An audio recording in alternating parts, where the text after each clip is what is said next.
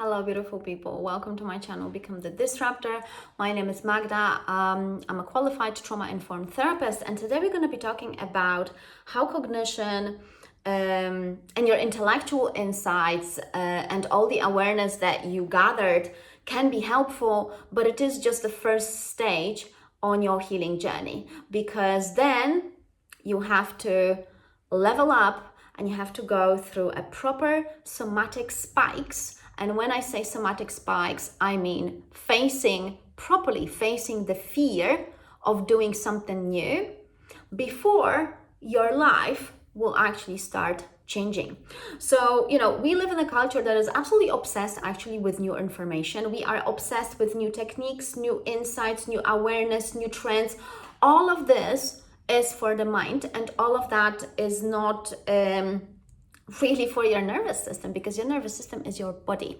So you can accumulate more data, more insight, more techniques, and more language. And again, we see this previously it was I am triggered. Now it is I am dysregulated. Guys, this is just a word. We're changing the word, but do you know what it means for you to be triggered? Do you know what it means actually to you to be dysregulated, etc.? But I spoke about it in other videos, so let's not go back to that. Let's stick with the topic. So the insight, information, and knowledge will not reorganize your nervous system, and you have to remember that. And if you don't reorganize your nervous system, your life will stay the same. Only new experiences are able to reorganize your nervous system, therefore change your life. And you have to stick with it, because it's not like, let's say you want to learn how to dance and you're going to go to one dance classes. No, you got to stick with it. So it's not like that you're going to do it once and then I'm healed. No, you have to do that repetitively until it becomes boring, until it becomes the second nature, until you don't have the somatic spikes. So, a lot of people do understand their trauma. They do understand where their pain, where their patterns, where their loops come from. Or they will say I processed my childhood. But the thing is that none of that will change your life, because cognition is only downstream. And you need upstream. Upstream, I mean reorganization of your nervous system. Because beliefs, really, the beliefs that you have about yourself and about this world. So let's say, I had been brought up in a culture that is heavily rooted in victimhood and also sacrifice and suffering. When I was changing the beliefs around these, the fear was real. And beliefs don't update just because now I'm like, there's more to life than only suffering. No, I need to have an experience when I have to choose between continuing the suffering or trying a different path, trying an easier path. Not shortcuts, easier. And of course, it depends context by context. So those beliefs, they only update when your body survives a new experience, when your body metabolizes the new experience, so you don't go back to the old loops. Loops, I mean old behaviors. That's literally that. So it's nothing mystical when I'm saying loops. It's just a old behavior. That's it. So you can, and this is the thing, a lot of people are trying to bypass that somatic work. So they try to bypass the fear with ideology. You've got so many ideologists in psychology and in therapeutic industry. There's so many people that try to sell you ideology. This model works and that model works. No one talks about the price of feeling the fear and the price of changing a belief. That actually matters. So you can bypass it with ideology. Spirituality, of course, I'm not going to even go down that route. You know, you had been probably through a lot. So whatever spirituality is there, a lot of the times it is bypassing the actual process. Mindset work, all this mindset work, you know, sometimes a lot of the times it's just, again, bypassing the somatics.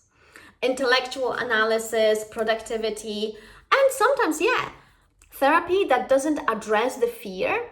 Like I said, guys, I had been a client in the past, and none of my coaches and therapists ever addressed the fear that I will feel when I'm changing something real. None.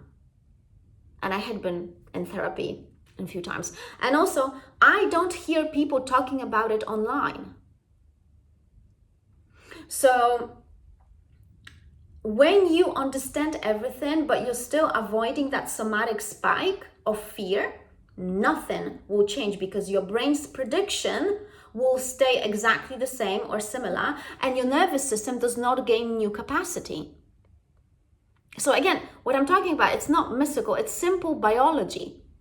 Your brain stays the same because you don't have the new experience. Your body didn't survive the new experience. Therefore, your nervous system stays the same. Your life stays the same. That's it. Your life, nothing changes in your life. So real change looks like this. You take action. The fear will spike. And like I said, it depends context by context, depends on the belief, depends on a lot of things, but there will be a spike. And how long is going to be that spike, how big is going to be that spike, that depends. You stay with that spike, so you stay with the fear. You metabolize it, you're not acting upon it, you're not abandoning yourself, you're not betraying yourself, you're not betraying the future that you want to gain. And then the body learns, oh, I've done this and I didn't die. Yes, because your body is scared of dying. Your body is scared of annihilation. Because guys, you got to remember, what you've been taught in childhood, this is your textbook for survival. So when you're doing something new, which is against the textbook that you learned about the survival in this world, your body will be like, F you, I'm not doing this. And you gotta be stronger than your body. Yeah. So this happens in real-time regulation. It's not happening through positive thinking, affirmation, insight. It happens through capacity. And I saw that, guys, because people think that when you think positively about something that is scary, then the soma gonna, you can't. It's almost like you can't gaslight yourself. You can't gaslight your nervous system. Your nervous system knows. Your nervous system knows the textbook of survivorship that you learned in childhood in and out, because you acted upon it repeatedly in various contexts with various people in various situations. This is what you're up against. Years and years of conditioning and years of repetitive behavior. So awareness is necessary, but without embodied repetition, it's just literally intellectual comfort. It's you just being intellectually convenient, and then again, guys, you sometimes think that people who are only, let's say, comforting themselves intellectually, you think that you cannot see that. You can.